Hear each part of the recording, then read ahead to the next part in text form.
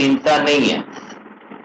بہت شاذ و نادر ہوتا ہے کہ کسی کے ساتھ ایسا ہو جائے کہ رب کسی سے کوئی ایسی بلیسنگز چھینے. ادروائز رب شکر کرنے سے بلیسنگز کو ہمیشہ بڑھا دیتا ہے. جو آدمی بھی اپنے حصے میں پڑنے والی بلیسنگز پہ رب کا شکر کرتا رہتا ہے، رب کا یہ پرنسپل ہے، رب کا یہ اصول ہے کہ رب اس بندے کی بلیسنگز کو بڑھا دے گا، کم نہیں ہونے دے گا. کم تبھی ہوتی ہیں کہ جب ہم جس لیول کا شکر ہونا چاہیے ہم شاید اس لیول کا شکر نہیں کر رہے ہوتے. تو رب کو یہ چیز پسند نہیں ہوتی. رب کو پسند یہ ہے کہ بندہ اس کو جو بلیسنگز رب نے اس کو بخشی ہیں ان بلیسنگز کا شکر کرتا رہے. انسان کی یہ نیچر ہے کہ انسان دکھ کے اوپر یا کشٹ کے اوپر تو نظر رکھتا ہے، اور جو اس نے رب کی بلیسنگز یوز کی ہوتی ہیں ان پہ نظر نہیں رکھتا. اور رب کا شکر ہمیشہ انسان جب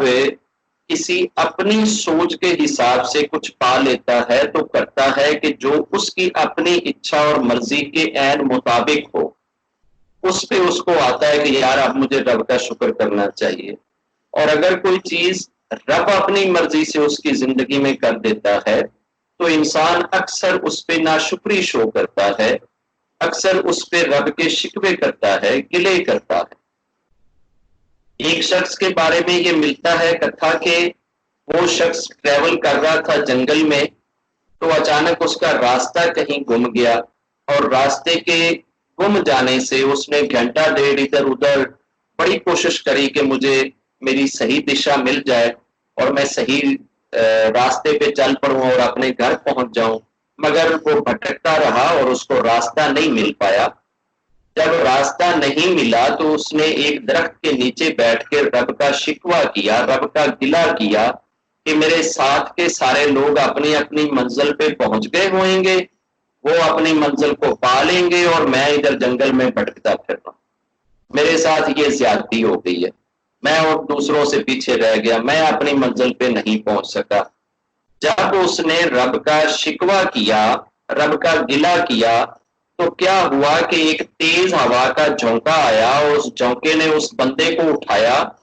اور اٹھا کے ایک بہت پرانی کیو کے اندر، غار کے اندر جا کے اس کو گرا دیا. جب وہ غار میں گرا تو اس نے دیکھا کہ غار جو ہے وہ 10-12 فٹ گہری ہے اور اتنی اونچی ہے کہ اب وہ اس کنویں سے، غار سے باہر بھی نہیں نکل سکتا، اور نکلنے کا کوئی راستہ بھی نہیں ہے، نہ کوئی سیڑھی ہے، نہ کوئی رسی ہے، نہ کوئی چیز ہے. تو اب یہ غار میں پڑنے پہ، غار میں گرنے پہ رب کا اور شکوہ کر رہا ہے، وہ جو باہر والی استھتی تھی اس پہ راضی ہے. اب یہ رب سے کہہ رہا ہے کہ کوئی گل نہیں، اگر رستہ ہی گمیا سی نا، رستہ ہی خریدیا سی نا، تو زیادہ میں 1 دن رولدا، 2 دن رولدا. اگر میں جنگل چ باہر ہوں، میں چلنے پھرنے چ آزاد ہوں تو میں کدی نہ کدی تے اپنی منزل لب ہی لینا. ہوں اس غار دے وچ میں اپنی منزل کیویں لباں گا، میں منزل تے کس طریقے پہنچاں گا. جب اس کا راستہ گما تھا تو پھر صرف راستے گمنے پہ شکایت ہے، اور اب جب کیو میں گرا ہے تو اب راستے گمنے کو اس کو بڑی چیز نہیں لگ رہی، وہ راستہ گمنا اس کو بہت چھوٹی چیز لگ رہی ہے. اب یہ اس چیز پہ راضی ہے، اب کیو میں گرنے پہ راضی نہیں ہے کہ میں کیو میں کیوں آ گیا ہوں، یہ مصیبت مجھے کیوں آئی ہے. اب پچھلی مصیبت پہ خوش ہے کہ وہ ٹھیک تھا، اگر وہ راستہ گم گیا تھا تو کوئی بات نہیں، 1 دن میں مجھے راستہ مل جاتا اور میں اپنی منزل کو پا لیتا. اب جب کیو کے اوپر یہ ناخوش ہوا، انہیپی ہوا، تو رب کا کرنا ایسا ہوا کہ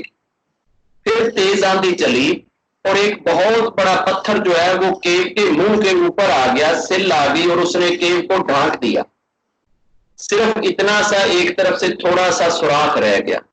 باقی ساری کیو کے منہ کو اس پتھر نے ڈھانک لیا. جب پتھر سے کیو کا منہ ڈھکا تو پھر یہ پتھر کے ڈھکنے پہ ناراض ہو گیا، رب سے گلہ کرنے لگا کہ چلو کم از کم غار کا منہ ہی کھلا رہندا، ہو سکتا ہے کوئی مسافر ادھر سے گزرتا، کوئی آدمی ادھر سے گزرتا، یا کوئی میری آواز سن لیتا، تو کیا پتا ہے وہ کوئی اپنی پگڑی شگڑی نیچے لٹکاتا، میں اس کی پگڑی کو پکڑ کے باہر نکل آتا، کوئی آدمی مجھے اندر کوئی لکڑی لمبی پھینک کے باہر نکال لیتا، یا کوئی تو راستہ نکل آتا۔ اب یہ جو پتھر نے مجھے ڈھانک لیا ہے، اب پاس سے گزرنے والے انسان کو کیسے پتا چلے گا کہ اس پتھر کے نیچے کوئی انسان ہے؟ اب تو مجھے کوئی نکالے گا بھی نہیں، اب تو میں ادھر بس پتھر کے نیچے ہی دب کے ایسے ہی مر جاؤں گا۔ تو اب یہ پتھر سے منہ کے بند ہونے پہ ناخوش ہے، اور جب پتھر نہیں تھا تو پھر غار میں گرنے پہ ناخوش تھا، اور جب غار سے باہر تھا تو راستے کے گم ہو جانے پہ ناخوش تھا۔ یعنی کہ ہر مصیبت کے سے جب انسان بڑی مصیبت دیکھتا ہے تو پہلی مصیبت چھوٹی لگنے لگ جاتی ہے، پہلی مصیبت آسان لگنے لگ جاتی ہے، اور بڑی مصیبت سے انسان گھبراتا ہے، پھر رب اس سے بڑی مصیبت میں اگر ڈال دے تو وہ والی مصیبت بھی چھوٹی لگنے لگ جاتی ہے، پھر انسان کو اگلی مصیبت بری لگتی ہے۔ ایسے ہی اب یہ 3 سٹیجز میں آ گیا۔ پہلی سٹیج تھی راستے کا گم ہو جانا،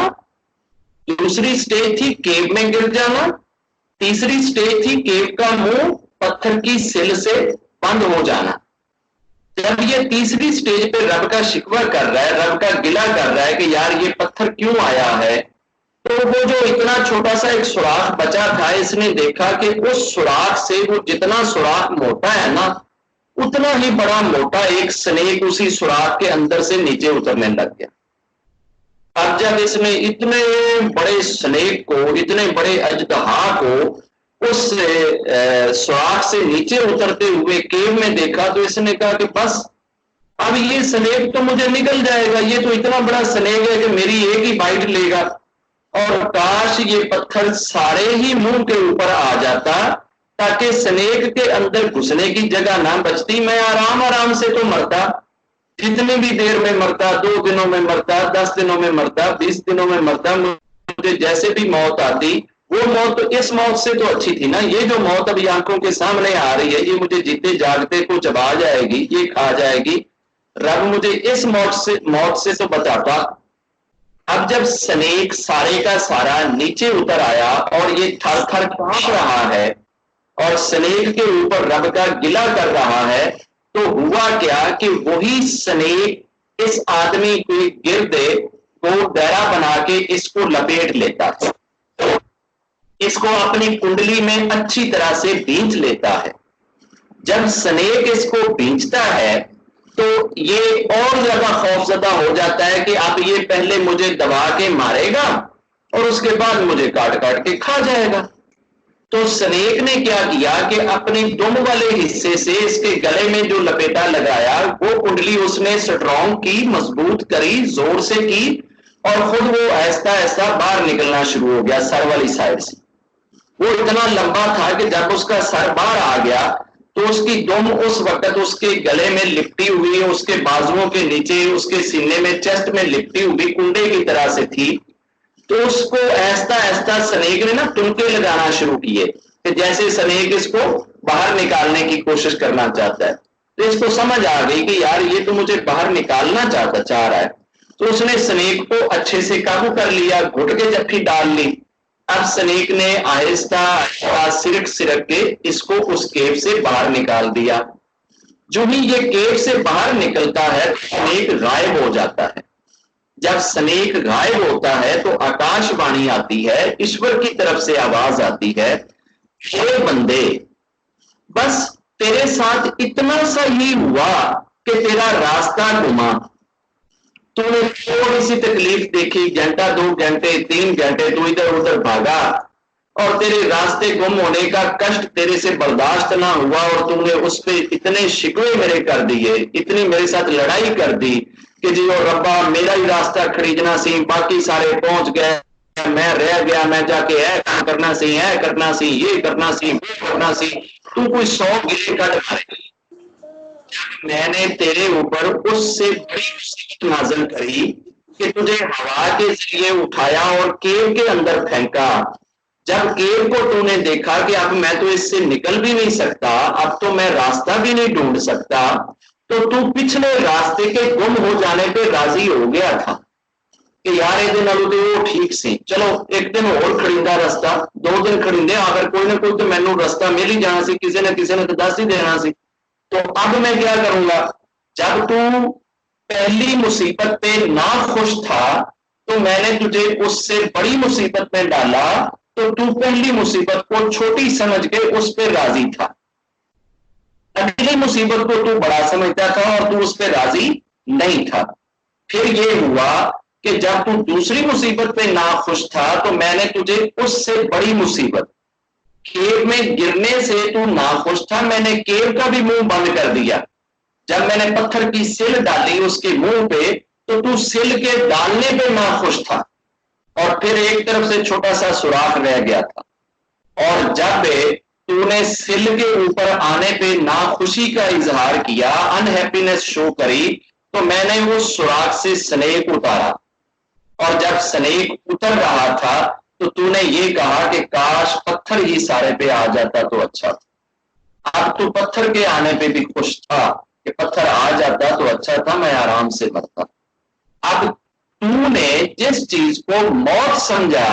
کہ یہ اوپر سے موت اتر رہی ہے اور یہ موت اب مجھے بینچ لے گی، مجھے کاٹ کھائے گی، میری سانسیں ختم کر دے گی، میں نے تیری اس ڈیتھ کو تیرے لیے جیون بنا دیا، تیرے لیے زندگی بنا دیا، اسی موت کے ذریعے میں نے تجھے دوبارہ زندگی بخش دی اور میں نے اس کیو سے تجھے نکال دیا۔ انسان کی یہ نیچر ہے کہ اسے ذرا سا دکھ، تکلیف، کشٹ، مصیبت یا کوئی بھی ایسا امتحان دیکھنے کو ملے تو یہ فوراً رب کے گلے شکووں کی نہ ایک لمبی سیریز ریل گڈی کی طرح سے کھینچ دیتا ہے کہ میرے ساتھ یہ ہو گیا، اے ہو گیا، اے ہو گیا، اے ہو۔ جب رب اس سے بڑی مصیبت سے ڈالے تو پھر اس کو وہ پچھلی والی مصیبت یاد آتی ہے، پھر اس کو وہ چھوٹی لگتی ہے۔ انسان اگر ان مصیبتوں کے آنے پہ رب کے ساتھ اپنے آپ کو جوڑ لے اور رب سے دعا کرتا رہے کہ میرے رب مجھے اس چیز سے نکال دے اور شکوہ نہ کرے، تو یقیناً رب اس چیز سے انسان کو بہت اچھے سے نکال سکتا ہے، کیونکہ اس رب کے لیے موت کو زندگی بنانا کوئی مشکل کام نہیں ہے۔ وہ کب کس چیز کو، جس کو آپ اپنے لیے ان بلیسڈ سمجھ رہے ہوتے ہیں، وہ اسی ان بلیسڈ چیز کو آپ کے لیے بلیسنگ بنا دے، یہ تو رب کا کام ہے۔ جب انسان ان دکھوں کو رب کی حکمت سمجھنے لگ جائے تو پھر انسان کو زندگی آسان ہو جاتی ہے۔ رب دکھوں کے اندر رب کی حکمتیں نہیں تلاش کرتا کہ رب کی حکمت کیا ہے اس دکھ کے اندر، اور رب اس دکھ کے ذریعے مجھے کیا دینا چاہتا ہے، کیا عطا کرنا چاہتا ہے، وہ ہم نہیں سمجھ رہے ہوتے۔ لیکن مہاپرش تھے، ان سے کسی نے یہ پوچھا کہ ارے بھیا آپ خوش کس دن ہوتے ہیں اور ناخوش کس دن ہوتے ہیں؟ اس نے کہا کہ جس دن صبح سے لے کر شام تک ہر کام میری سوچ کے خلاف ہو نا، جو میں سوچوں اس کے اپوزٹ ہو جائے، ہر کام میں میری ترتیب غلط ہو جائے، ہر کام ہی الٹ ہو جائے، اس دن میں بڑا خوش ہوتا ہوں۔ اور جس دن سارے کام ہیں میری سوچوں کے عین مطابق ہوتے جائیں نا، اس دن میں بڑا ہی ناخوش ہوتا ہوں، بڑا انہیپی ہوتا ہوں۔ پوچھنے والا حیران ہو گیا کہ یار عجیب بات ہے، دنیا کے سارے انسان اس دن خوش ہوتے ہیں جس دن ان کی خواہشیں پوری ہو جائیں، وہ جیسے سوچے ویسے کام ہوتے چلے جائیں، وہ جیسے چاہیں ویسے ہوتا چلا جائے، اور اگر کوئی اڑچن بیچ میں نہ آئے، کوئی رکاوٹ نہ آئے تو لوگ خوش ہوتے ہیں، اور اگر کوئی درمیان میں اڑچن آ جائے، رکاوٹ آ جائے، کام الٹ ہو جائے اور جو وہ کرنا چاہے اس کے کوئی خلاف اور کوئی کام سامنے آ جائے تو لوگ اس دن ناراض ہوتے ہیں، ناخوش ہوتے ہیں۔ اور یہ بابا کہتا ہے کہ جی میں اس دن ہیپی ہوتا ہوں جس دن سارے میرے کام خراب ہو۔ تو اس پوچھنے والے نے پوچھا کہ بابا اس کی ذرا وجہ بھی سمجھا دیں گے کہ آپ کیسے خوش ہوتے ہیں اور کیوں خوش ہوتے ہیں جس دن ساری چیزیں تیری سوچ کے خلاف ہوں؟ تو بابے نے مسکرا کر کہا کہ اصل میں جس دن سارے کام میری سوچ کے حساب سے ہوتے ہیں نا،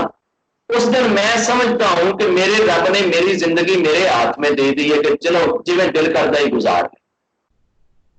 اس دن میں اپنی زندگی کا ڈرائیور ہوتا ہوں, میں اس کو چلا رہا ہوتا ہوں, میں اس کو سنبھال رہا ہوتا ہوں.